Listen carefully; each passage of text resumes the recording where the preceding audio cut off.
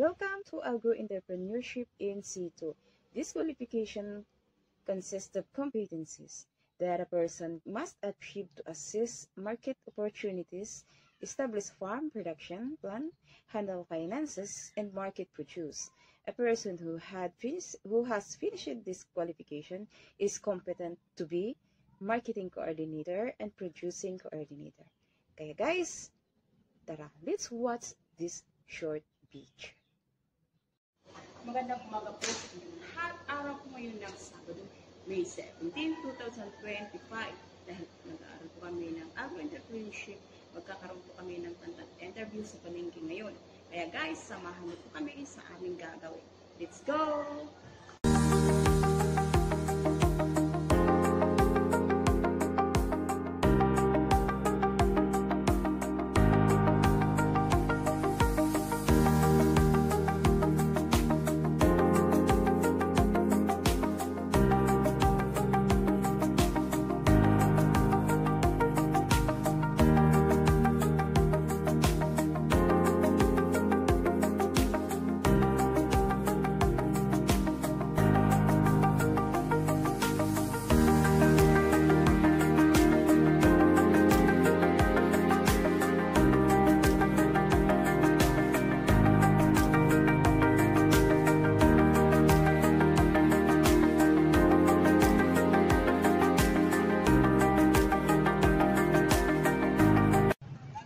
Good morning guys, nandito po kami sa dating palengke ng bayan ng Paniki.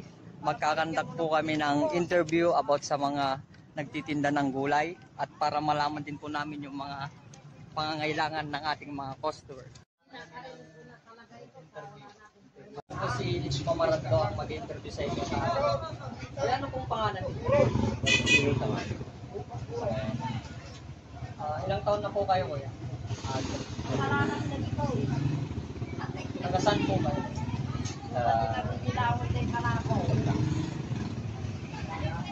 Ilang taon na po kayo nagtitinda dito kuya? Mga ilang taon na po siguro? 29 mo na. 6 years na. 6 years. Ano po ba yung inyong tinitindang gulay? Yan, gaya ng nakikita nyo, may ampalay, may talong, may kamatis, may sitaw, may kamiko, may mga... Lahat ng nandyan na nakikita nyo yun ang kanya. Kung sino na pagbut yan. Ano po ba yung mga mabintang gulay nyo dito? Lahat naman mabinta naman. Hindi na naman kami magtakon. Sa mga... Lahat po nauubos. Oo, nauubos na.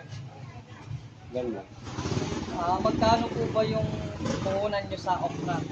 So, kasi ang tunan, maraming ano yan. Kaya nito ngayon, ang benta na ang kuha namin, 1 to. Dati kuha namin yan, 40 lang. Isang bando. Ngayon, 1 to ang kuha ang benta sa amin. Yung kamatis dati, umabot na yung ng 20 isang kilo. Ngayon, magkano naman ang deliver sa amin, 45. Hindi pare-parehas ang presyo ng pandalan. Gaya ng talong ngayon, murang talong ngayon. Kuha namin yan, actual ang pinapag. Okra. Awan ito naman. Kahit paano. Magkano po ba yung kinikita nyo sa pag pinapaubos nyo po yung paninda nyong okra?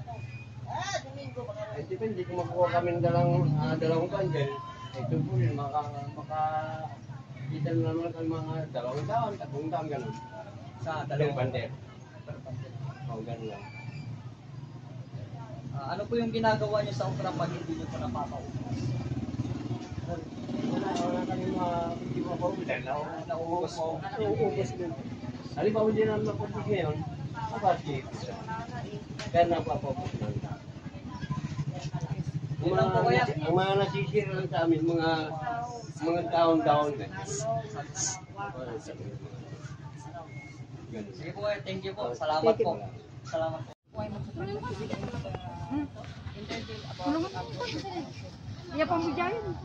Ano po pa? 25. 25. Ilang taon po kayo? Ano na? 59. Ito lang sa may saging na din ano. Meron na kumpleto na yung may 25 po kayo.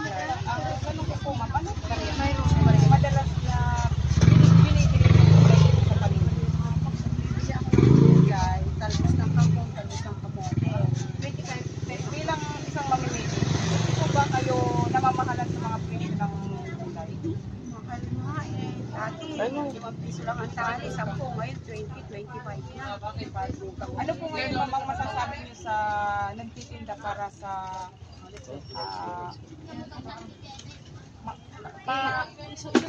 ano po yung masasabi niyo sa mga nagtitinda para tumagal pa sila sa pagtitinda? Di ba may malunggay tayo doon? Nagtitinda, ikaw naman po yung masasabi ko sa po yung bumibili na.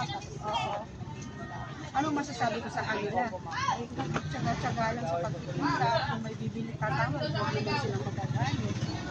Ganon. Salamat po ma'am sa interview mo.